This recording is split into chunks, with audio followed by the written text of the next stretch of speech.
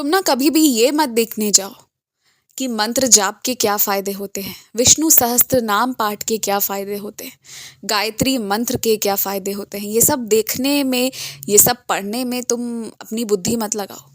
क्योंकि एक बात तुम याद रखो, तुमने जिस भी मंत्र को पूरी तरह से अपना लिया, जिस भी पाठ को तुमने पूरी तरह से अपना लिया, जिस पर तुम पूरी तरह से समर्पित हो गए ना, वो तुम्हें सब कुछ देगा, सब कुछ।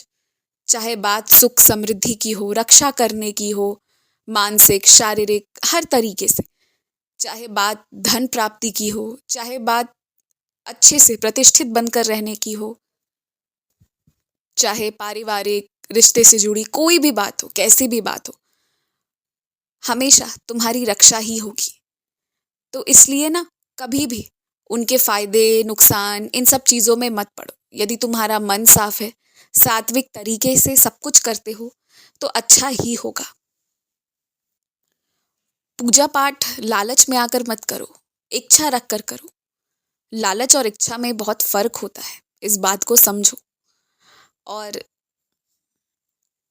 तुम किसी से बात करना चाह रहे हो ना, मौके की फिराक में हो कि कब मौका लगे और तुम बात करो, लेकिन उस मौका को सही तरीके से आने दो।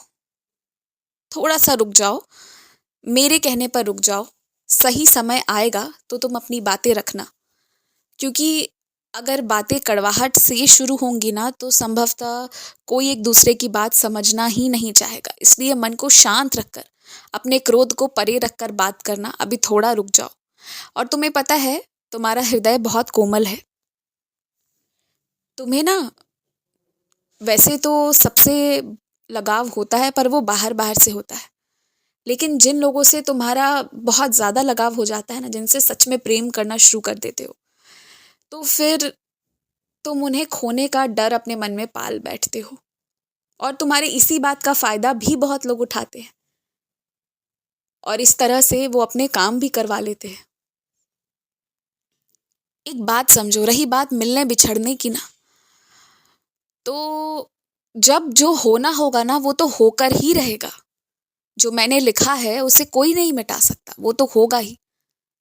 तो तुम वैसी चीज़ों की चिंता में मत पड़ो, बिल्कुल मत पड़ो। पर इतना तो मैं ज़रूर कहता हूँ, ये मैं तुम्हें वचन देता हूँ कि जब तक तुम्हारे हाथ सुरक्षित हाथों में धर नहीं दिए जाते, जब तक पूरी तरह से तुम्हें सुरक्षित कर नहीं दिया जाता, तब तक कोई तुम्हें कहीं छोड़कर नहीं जा रहा है। इस बात के लिए निश्चिंत रहो। बस वो जो भी तुम्हारे सामने लाया जाता है, तुम्हारे सामने झूठी झूठी कामना की जाती है कि बाबा मार दो, हटा दो, ये कर दो, वो कर दो, ऐसा नुकसान वैसा नुकसान, वो बस कहने की बात है, तुम्हें परेशान करने की बात है। अगर मैंने थोड़ी सी भी तथास्तु कर दी ना, तो उन लोगों को पता नहीं कि क्या अंजाम होगा उनके गलत शब्दों का। पर तुम निश्चिंत रहो, तुम्हारे साथ कोई दिक्कत नहीं होने वाली है। तुम एकदम आराम से काट लोगे इस सफर को।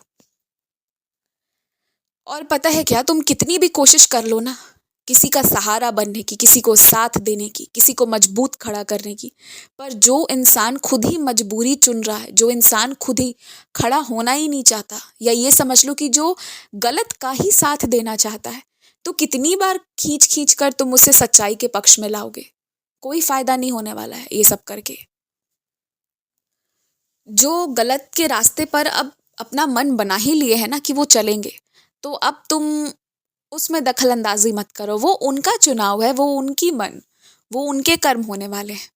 तो मुझे लगता है कि अब तुम्हें उसमें हस्तक्षेप नहीं करना चाहिए। और जिन्हें ऐसा लगता है कि वो खुद काफ़ी हैं अपनी बातें रखने के लिए, तो रहने दो, उन्हें अकेला छोड़ दो। जब समय आएगा तो उन्हें खुद ब खुद जो समझना होगा वो समझ जाएंगे। और रही तुम्हारी बात, तो तुम हमेशा मेरा साथ मांगते हो और मैं हमेशा साथ निभाता भी हूँ। तो तुम खुश रहो, तुम अपने लिए निश्चिंत रहो। बेफिजूल की परेशानियों को अपने सर पर मोल मत लो। बस यही कहना है मुझे तुमसे। खुश रहो।